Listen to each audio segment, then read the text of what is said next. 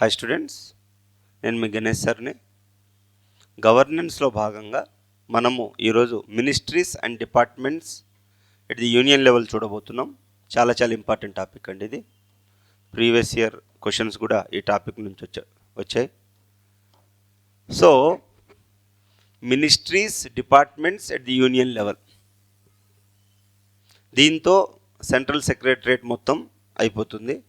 Next సిరీస్లో మనము constitutional bodies చదువుతాం. ఫినాన్స్ కమిషన్ కావచ్చు, ఎలక్షన్ కమిషన్ కావచ్చు, అవన్నీ చదువుతాం అన్నమాట. అయితే who are ministers?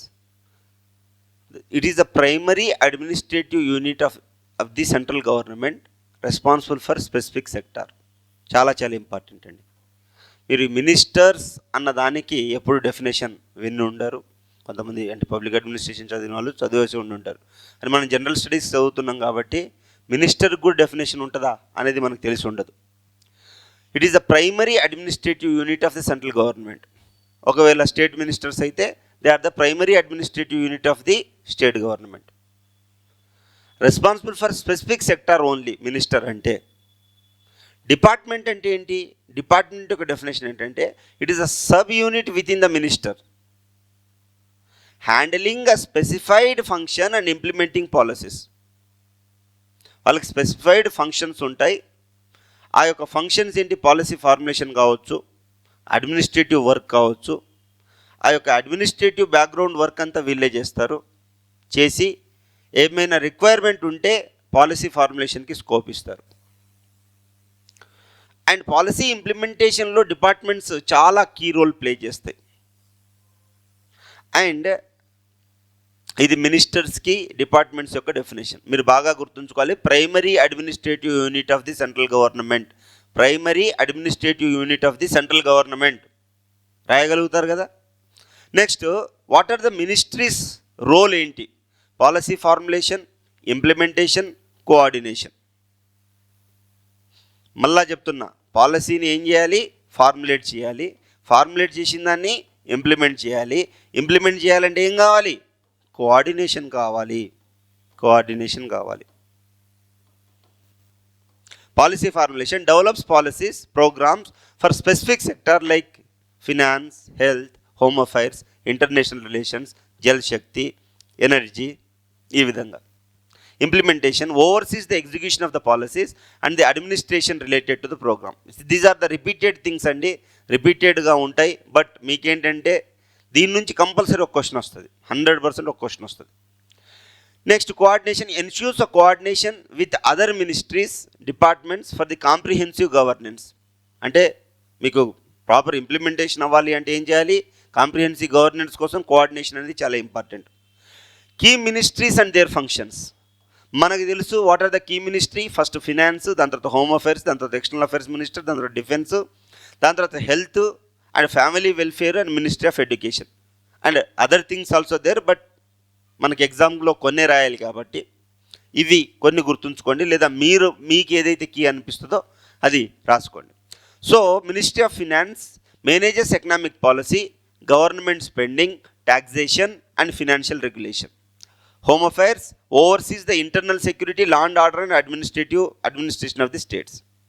External affairs manages foreign relations, diplomacy, international cooperation. చాలా ఇంపార్టెంట్ అండి. Ministry of defence, national defence, responsible for the national defence and armed forces and defence policies. Okay, ఇప్పుడు BrahMos missile తయారు చేయాలా లేదా, ఎంత బడ్జెట్ అలొకేట్ చేయాలి, ఏ missile ఎప్పుడు ఎవరికి అమ్మాలి అనే అంశాలన్నీ మనకి డిఫెన్స్ మినిస్టర్ అనేది చూసుకుంటారు. Health oversees the public health policies, medical services, family welfare programmes.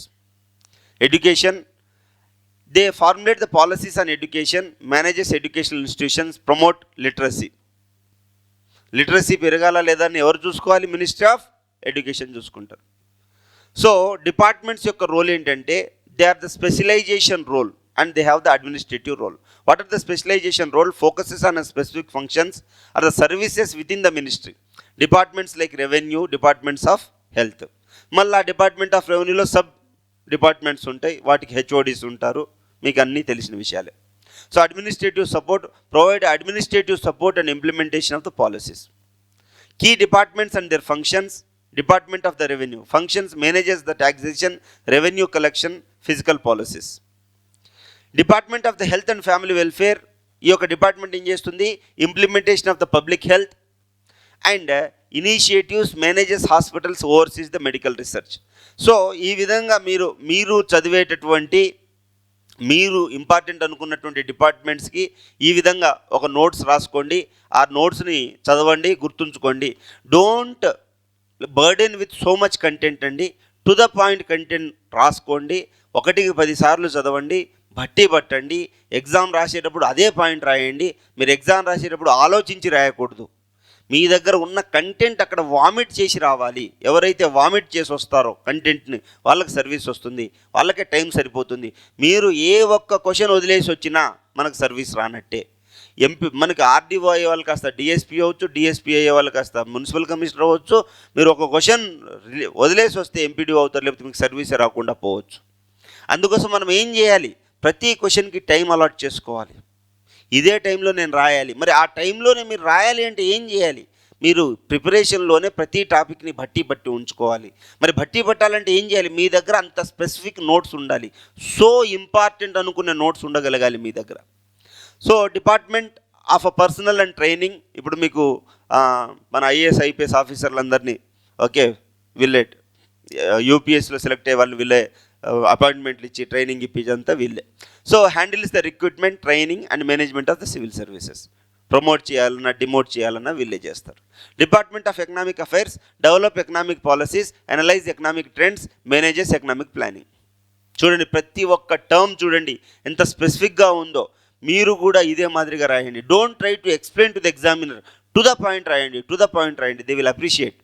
And good governance in the ministries and డిపార్ట్మెంట్స్లో ఉండాలంటే ఏం చేయాలి, మనకు ఉంది కదా tree cap, transparency, accountability, efficiency, inclusiveness. Inclusiveness అనేది కంపల్సరీ.